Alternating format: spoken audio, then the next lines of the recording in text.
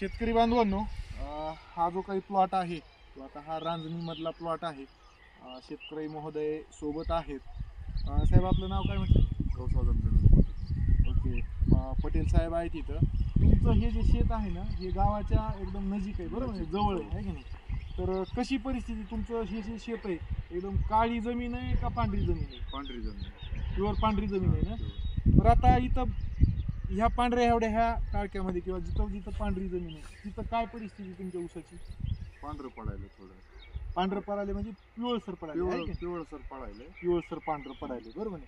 हे दरवर्षी असंच असतंय ना? हां दरवर्षी। सोयाबीनची काय परिस्थिती आहे? सोयाबीन चांगलं निघतंय पण पिवळं असं पडतंय का नाही पडत, नाही पडत। तर शेतकरी बांधवांनो, बऱ्याच ठिकाणी गावाच्या जवळच्या भागामध्ये आपल्याकडं पांढरीच्या जसं हे म्हणतात जमिनी किंवा चुनखडीयुक्त जमिनी असतात। आता हा जो काही प्लॉट आहे हा सगळी पांढरीची जमीन आहे, म्हणजे हा चुनखडीचा प्लॉट आहे। म्हणजे 5% जास्त मुक्त चुन्याचं प्रमाण इथं आहे। तर आता थोडंसं जर फिरवून दाखवा, थोडंसं इकडे जरी आपण सगळीकडे जर बघितलं तर हा सगळा ऊस जो आहे तो पिवळा पडलेला आपल्याला दिसतो किंवा पिवळा पडलेला आहे। आणि व्यवस्थित जर आपण पानांची जर निरीक्षण आपण जर घेतली तर थोडंसं अलीकडे येऊन दाखवा, हे आपण जर व्यवस्थित दिसायला ना त्याच्यामध्ये व्यवस्थित। आता हा जर सगळा भाग बघितला आपण तर पूर्णपणे हा जो आहे तो हा रंगहीन झालेला आहे। म्हणजे रंगहीन म्हणजे असं ह्याच्यासाठी म्हणतोय की पानं जे आहे ते आपले सगळे काय असतात तर हरितद्रव्य ह्याच्यामध्ये तयार होत असतात, अन्न ह्याच्यात तयार होत असतं। तर इथं जर आपण सगळं बघितलं तर हरितद्रव्य अजिबात ह्याच्यामध्ये तयार झालेलं आपल्याला दिसत नाहीये, हे सगळं पिवळसर झालेलं आहे। तर याचं प्रमुख कारण काय आहे तर ही जमीन जी आहे ही जमीन आहे चुनखडीची, मुक्त तुड्याचं प्रमाण जे आहे ते 5% जास्त आहे। आणि त्याच्यामुळं इथं सूक्ष्म अन्नद्रव्य झिंक असेल आणि फेरस असेल, म्हणजे लोह आणि जस्त, हे दोन जे काही सूक्ष्म अन्नद्रव्य हे जे काही घटक आहेत ते ह्यांचं वहन इथं होण्यासाठी जे आहे ते अडथळा निर्माण करते चुनखडी। तर मग त्याच्यामुळं काय होतंय, ह्या दोन सूक्ष्म अन्नद्रव्याचं वहन न झाल्यामुळं इथं व्यवस्थितरित्या जी काही झाडाची चयापचय क्रिया आहे तर त्याच्यामध्ये नत्राचं तिथं जे आहे ते तिथं वहन होत नाही किंवा नत्राचं जे आहे ते तिथं फॉर्मेशन होत नाही। आणि मग त्याच्यामुळं नत्र कमी पडल्यामुळं जे आहे या ठिकाणी जे आहे ते आपल्याला अशा प्रकारची विकृती तिथं जी आहे ते दिसते किंवा इथं जे आहे ते ग्रीनरी आपल्याला दिसत नाही। तर अशा ठिकाणी आपण काय करायला पाहिजे तर अशा ठिकाणी आपण सूक्ष्म अन्नद्रव्य जे आहे ते देणं गरजेचं आहे। मग ते कशा माध्यमातून देऊ शकतो तर आपण हे जे काही मायक्रो पडलं त्याचं काय करा, पॉज करा। अशा ठिकाणी आपल्याला महाराष्ट्र ग्रेड 2चं सूक्ष्म अन्नद्रव्य जे आहे ते आपल्याला इथं देणं गरजेचं आहे। तर हे VSIचं मल्टी मायक्रोन्युट्रिएंट आपल्या नॅचरल शुगरच्या नॅचरल बाजारमध्ये मिळतं।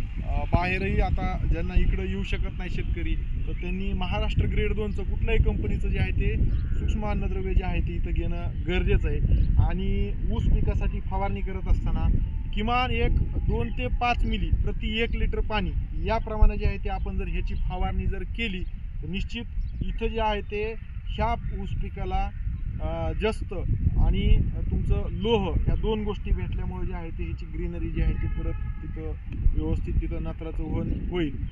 सोबतच आपण आता जी काही आवर्षणग्रस्त परिस्थिती निर्माण होत आहे, उन्हाचा कडाका वाढत असल्या कारणानं, तर अशा ठिकाणी आपण 13-0-45 म्हणजे 13% जे काही नत्र आहे तर ते सुद्धा तिथं भेटलं पाहिजे।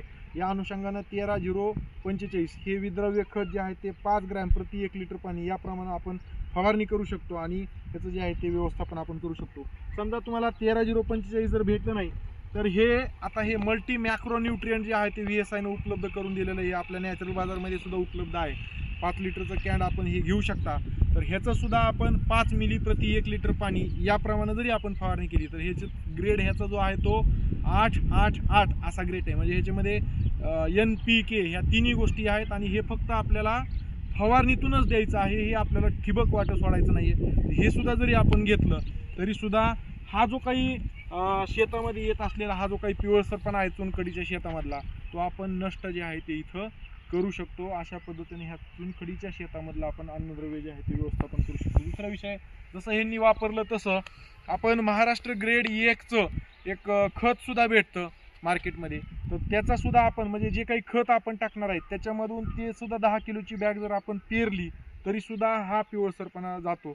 मात्र सगळ्यात महत्त्वाचं शेतकरी बांधवांना विनंती आहे किंवा म्हणजे अशा ज्या जमिनी आहेत चुनखडीच्या जमिनी आहेत, तर अशा जमिनीमध्ये किमान आपण 3 आठवड्याला जे आहे ते आपण महाराष्ट्र ग्रेड 2चं सूक्ष्म अन्नद्रव्य जे आहे ते दिलेल्या प्रमाणामध्ये जर फवारणी केली तर ही जी काही हिडन हंगर जे आहे तर तो तिथं घालवण्यास तिथं मदत होईल आणि आपलं जे काही पिकाचं जी काही अन्नद्रव्याची कमतरतेमुळे जी काही वाढ खुंटायची किंवा जे काही अपेक्षित वाढ व्हायला पाहिजे ती जी काही होत नाही तर ते आपण तिथं करू शकतो. दुसरा विषय आणखीन शेतकरी बांधवांनो, ह्याच फवारणीमध्ये आपण आणखीन एक महत्त्वाचा विषय की बऱ्याच ठिकाणी ही अशी पोंगेमर व्हायलेली आहे, तर ह्याच फवारणीमध्ये आपण पाहिलं आळी होती ना ह्याच्यामध्ये, तर आळी जी काही ह्याच्यामध्ये होत आहे तर त्याच्या व्यवस्थापनाच्या अनुषंगानं आपण कोराजन किंवा क्लोराइन ट्रिप्रोल सुद्धा ह्याच्यामध्ये घेऊ शकतो.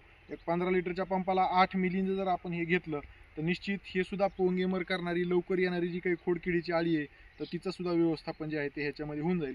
ह्याच प्लॉटमध्ये आता जसं आपण यापूर्वीचा व्हिडिओ बनवला होता तसं इथं दाखवा, इथं अशा पद्धतीची जी आहे ती इथं हे पण होत आहे चाबूक काणीचा पण प्रादुर्भाव आहे बुरशीजन्य रोगाचा.